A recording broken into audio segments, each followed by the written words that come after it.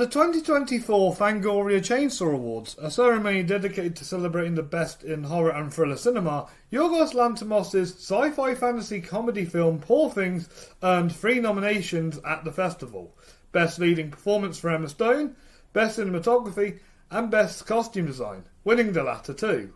Poor Things was my favourite film of 2023, and I've rewatched it multiple times since its UK release in January 2024. Although it shares some DNA with the classic horror tale Frankenstein, Poor Things never really plays out like a horror film. It's an absurdist sex comedy set in a beautiful surreal fantasy world, following a resurrected woman as she relearns life, love and identity from scratch. So why was a comedic fantasy film nominated for horror awards? Honestly, it's a great excuse to talk about this masterpiece again. So after my most recent rewatch, here are my thoughts on Poor Things.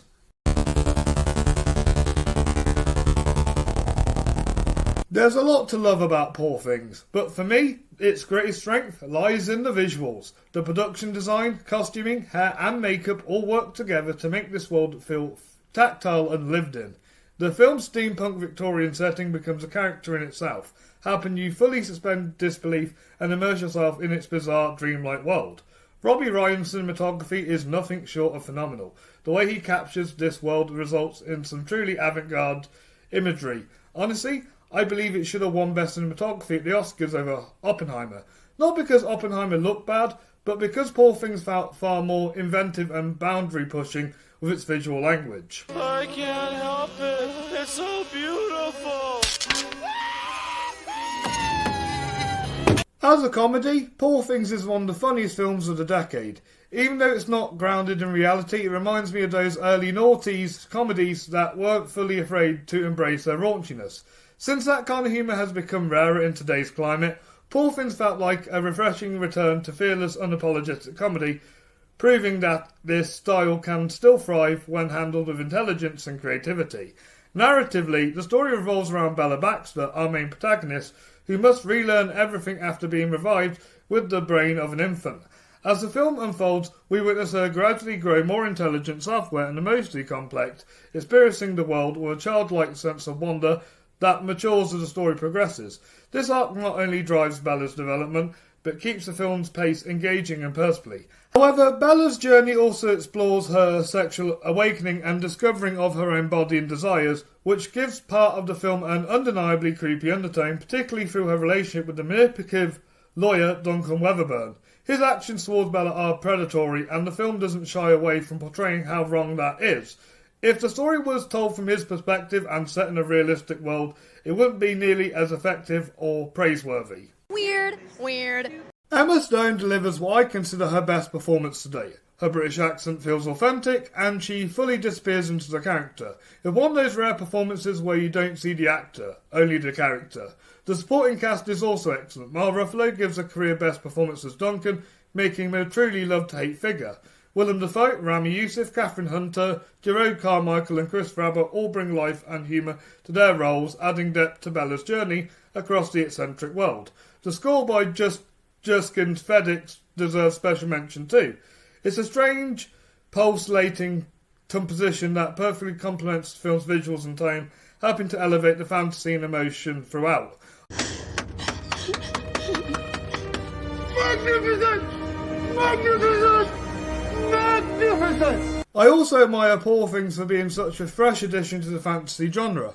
Even though it's based on a novel, it feels wholly original execution, especially in a cinematic landscape dominated by sequels and remakes. It's imaginative, passionate, and visually daring in a way that modern fantasy films often aren't. Yes, but at least they never miss an opportunity to miss an opportunity. So now that the review is out the way, let's circle back to why Fangoria likely made it eligible for their award show. Fangoria tends to cast a wide net when it comes to defying horror, especially when a film incorporates horror adjacent or macabre elements. It's a bold strategy, Cotton. Let's see if it pays off for them. While Poor Things is primarily a surreal dark comedy, it also steps into body horror, mad scientist themes and Gothic imagery, all core ingredients of horror storytelling.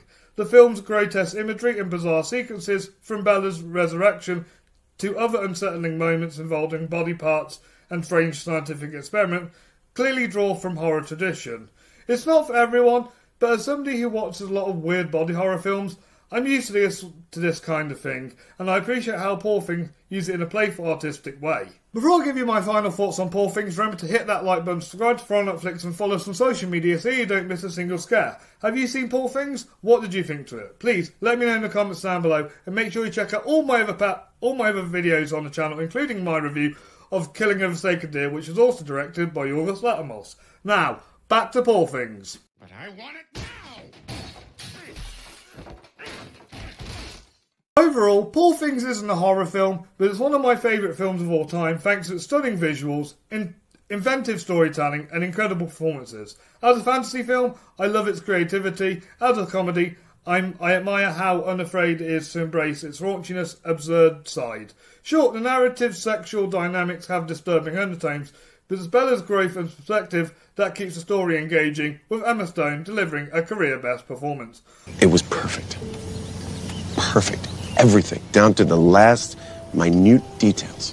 I'm glad Fangoria decided to recognise it, even if it leans far more into comedy than horror, because it gave me an excuse to talk about this film on Fright Night Flix.